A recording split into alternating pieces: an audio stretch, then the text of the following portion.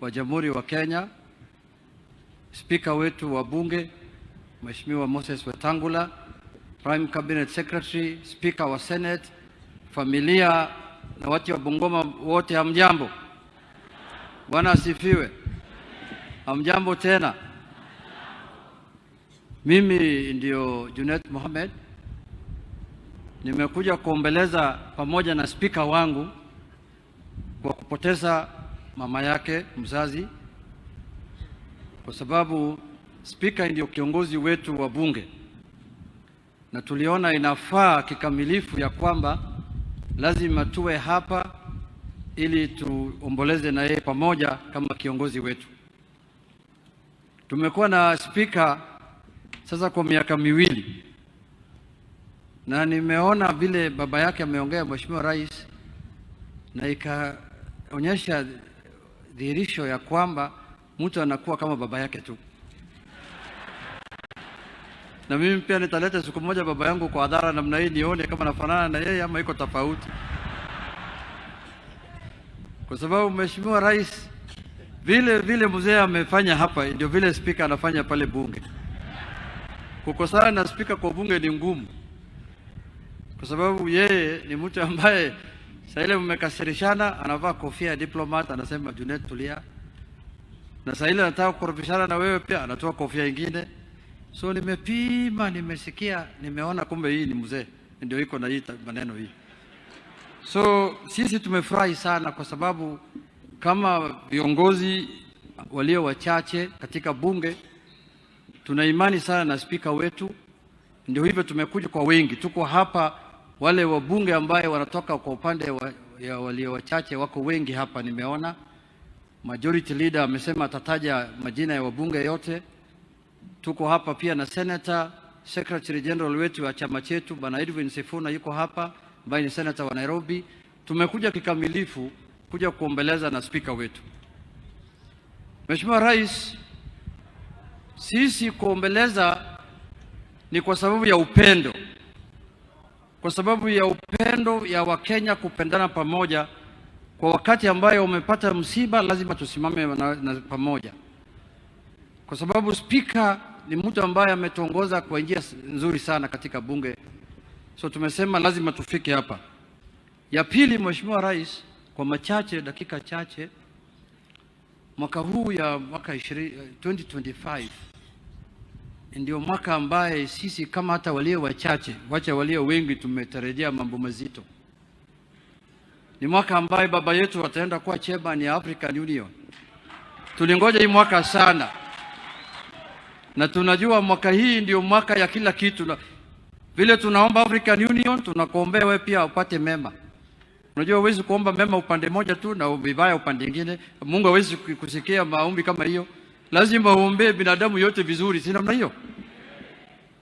Lakini ya muhimu ni ya kwamba kama kiongozi ya wachache, Mheshimiwa Rais, nchi yetu ni nchi ya constitutional democracy. Sisi tuko na katiba, na hiyo katiba inatuelekeza vile tunafanya mambo zetu. And as a constitutional democracy, nchi yetu inakuanga na uchaguzi baada ya kila miaka 5, periodically and regularly. Hakuna siku tulikosa uchaguzi. Hata wakati ya KANU uchaguzi ilikuwa inafanyika tu. Hata kama ilikuwa inafanyika kwa vivyo vingine, bado watu walikuwa wanatoka tu nje kupiga kura. So in a constitutional democracy, kila mtu ana upendo wake pale anachagua. Hii uchaguzi iliyopita, sisi kama wachache tulikuwa na candidate wetu, wale walio wengi walikuwa na candidate yao.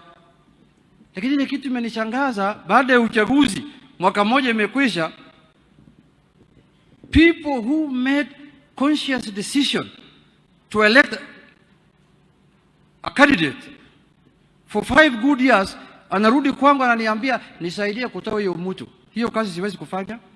Sahi tutangoja uchaguzi mwingine. Anarudi kwangu ananiambia Junet, saidia mimi kutoa na kuletea mimi stories za ajabu. Sijui vitu za sijui vitu ya Zakayo, sijui Kasongo. Hizo vitu ni stories za ajabu bana. Tungoje uchaguzi 2027. Tumeelewana? That is why we are a constitutional democracy. That is why we must respect our constitution. Kama wewe umechoka mapema, iko wengine bado hawajachoka. Tumeelewana? Kasi ya aina hiyo na kibariwa aina hiyo, we are not ready to do it. Tafadhali tafuta watu wengine. Sisi walio wachache tunajua kasi yetu.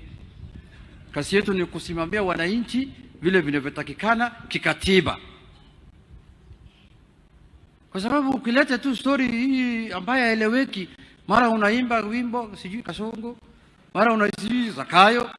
I never saw vitu kama hizo, sijaona kwa manifesto yoyote ya Azimio na ya Kenya Kwanza tukichaguana 2022. Hizo ni vitu imetoka sahihi. So mimi sina mengi la kusema. Ni yangu ni kusema ya kwamba wale wanataka tufanye kibarua ambayo sio yetu, nimetoa notice hapa nikiwa Bungoma ya kwamba hiyo kibarua hatuko tayari kufanya. Sisi sasa tuko African Union, hatuko Kenya. Na wakati hiyo maneno itakwisha ndio akili yangu itarudi kwa siasa ya Kenya. Sasa hii niko Addis Ababa. Sasa hii siko hapa Kenya. So usinipatie kibarua ambayo siwezi sasa hii. Sasa hii tafuta, unajua kibarua iko na watu wengi ya kufanya. Sio mimi peke yangu ama watu ambao mimi naongoza. Kaluma amesema hako tayari kwa hiyo kibarua. TJ Kajwanga amesema yuko tayari kwa hiyo kibarua. You know, I'm speaking on behalf of people who told me hii kibarua sasa hii sio yetu. Na watu wa Bungoma pia wanasema namna hiyo, I think so. Kwa mimi naona msura yao hapo wanasema hiyo kibarua ni ya watu wengine, sio sisi. So kwa hayo machache, Your Excellency, mimi nataka kusema ya kwamba nimejifundisha kutoka senator ya Bungoma amesema broad based, kwa Kiswahili inaitwa mapana na marefu. Sikujua kuanzia leo ameongea hapa, nimemsikiza mapana na marefu. Sasa hii serikali ya mapana na marefu ndio itasaidia Wakenya kulingana na maoni yangu. Na hapo ndio tutasimama imara, tusonge nchi yetu mbele. Sisi, saa hii nikimaliza hapa kuna wengine watanipiga kwa mtandao, watasema sasa huyu sasa afanye kazi yake ya minority na anaokipa ofisi.